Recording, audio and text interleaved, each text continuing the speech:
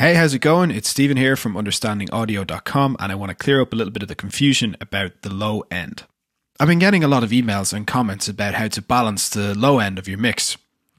And a lot of these questions are about sculpting, masking, sidechain compression, and what plugins to use.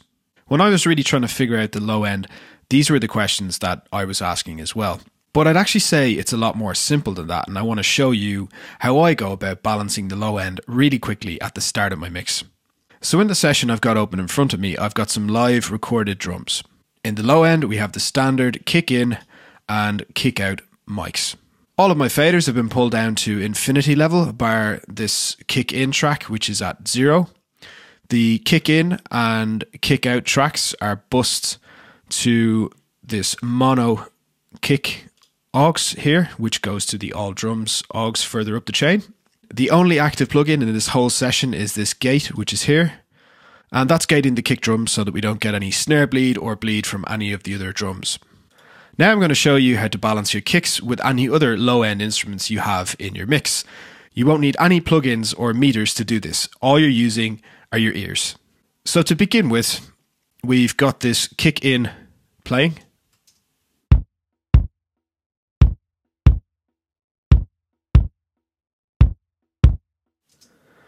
So now we want to blend in the kick out, which is the microphone on the outside of the kick drum.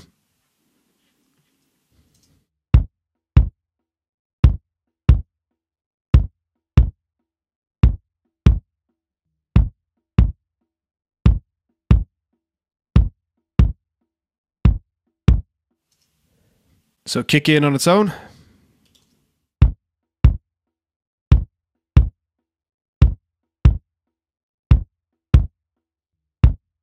With kick out.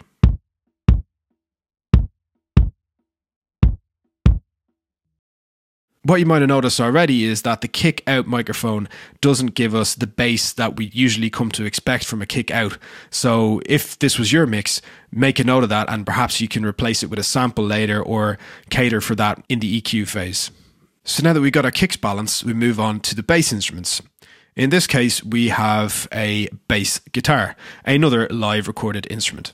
You'll see here that in this section, there's a bass DI and a bass amp. I'm going to favor this bass DI track for the low end of the mix, and I'll blend in some of this bass amp track for some of the player's finger action on the fretboard, so a little bit higher in the frequency range. And as we're favoring the bass DI for the low end, let's bring that in against our kick drum.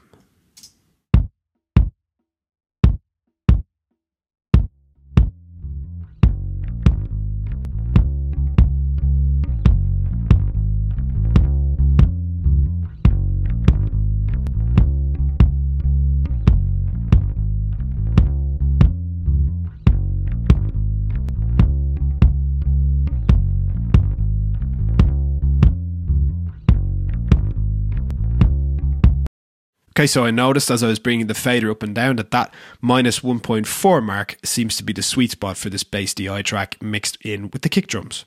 Now we'll just blend in a little bit of this bass amp.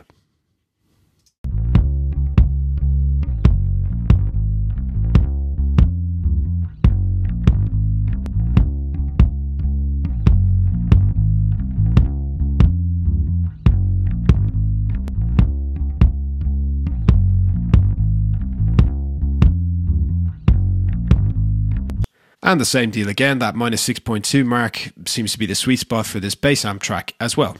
Now we've very quickly achieved balance on our kick drum with the two mics, kick in, kick out, and with our bass guitar, which is the bass DI and the bass amp.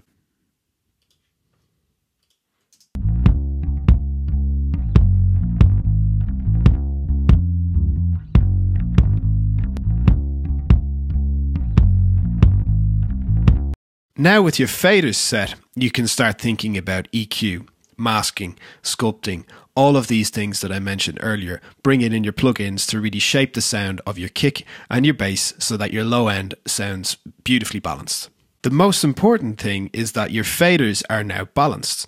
So any EQ decisions or compression decisions that you make down the line, even if you're moving the bass out of the way of the kick drum, the levels will stay the same. So what you've done very quickly here affects everything all the way down through the rest of the mix. If you skip ahead and you start EQing and compressing and doing all these fancy things to get your low end working well together, side chaining your kick and your bass together from the start, and you don't really have them balanced together well with faders, you're in trouble straight away. So taking a couple of minutes at the top to use your ears and nicely balance your kick and bass together will save you a lot of time down the line. Now, if you had other bass elements like some sort of low synth that you wanted to blend in as well, you'd simply bring that in like I did the bass amp to support the bass and the kick drum. You've already given priority to the bass and the kick, so anything else that comes in needs to be blended in nicely with those.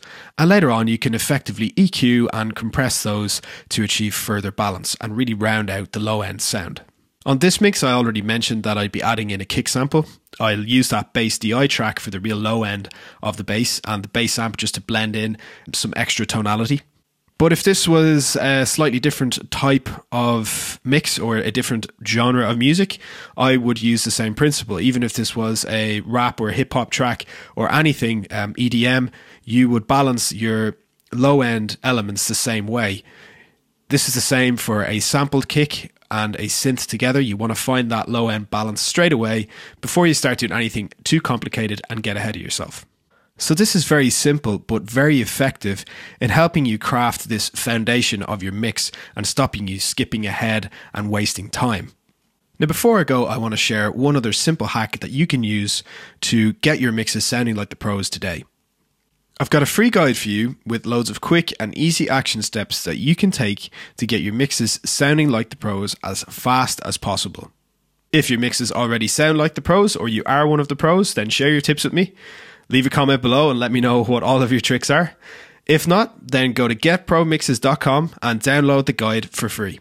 The best part about putting this guide together is all the feedback I've gotten from all the many people who've used the steps in it and achieved amazing results with their mixes already. So don't miss out and grab it for free at getpromixes.com. When you've downloaded it, don't forget to like this video and subscribe. And most importantly, leave a comment below and let me know how you've balanced the low end of your mixes up until this point. I'll be back with another video soon, and in the meantime, enjoy making great music.